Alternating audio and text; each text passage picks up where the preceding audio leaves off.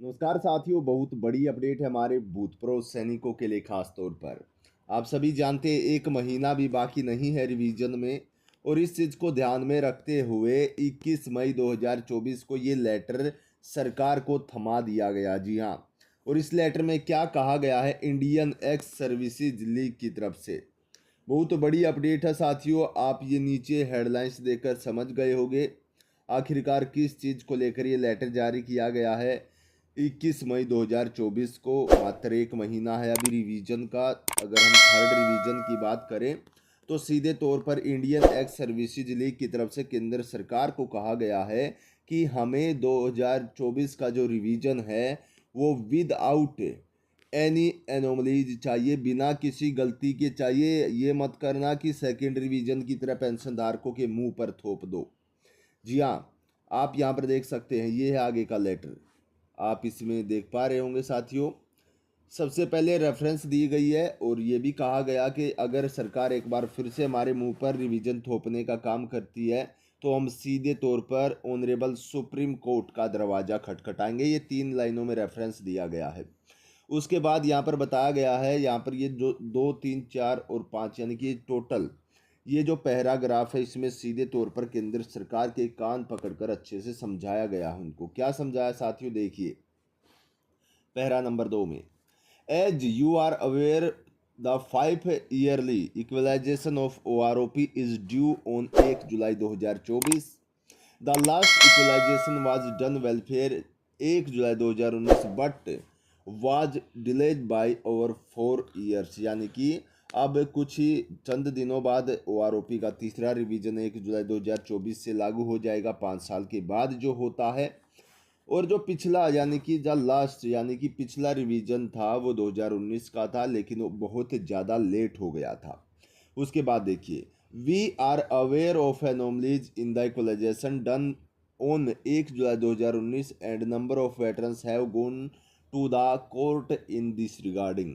यानी कि आपने पिछले रिवीजन में भी सरकार से भी ये बातें कही गई हैं कि आपने पिछले रिवीजन में भी बहुत सारी गलतियां कर दी थी, एनोमलीज गलतियां कर दी थी, जिसके बाद नंबर ऑफ वेटरन्स कुछ भूतपूर्व सैनिक सीधे सुप्रीम कोर्ट का दरवाजा भी उन्होंने खटखटाया था।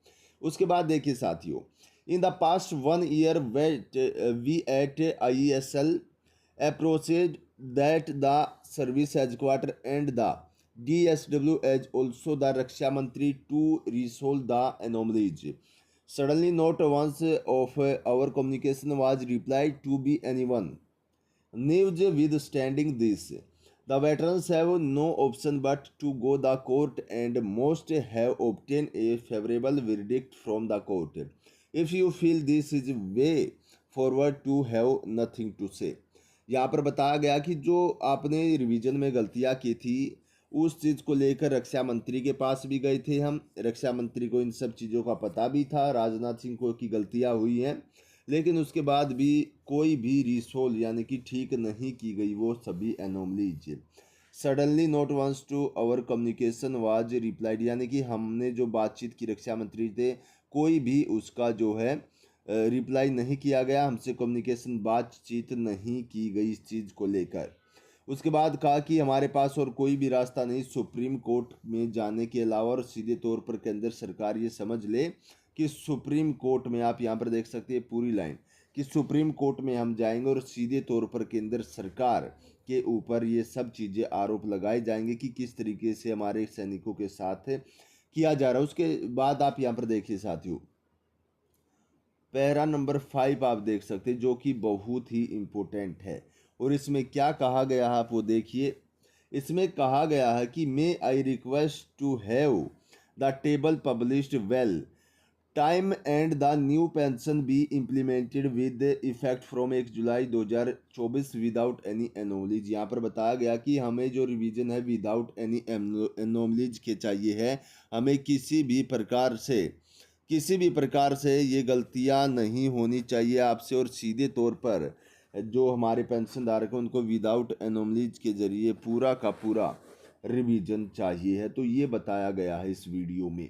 इस लेटर में जो हमने आपको दिखाया है, इंडियन एक्स सर्विसेज लीग की तरफ से हमारे पेंशन धारकों को लेकर आवाज़ उठाई गई है।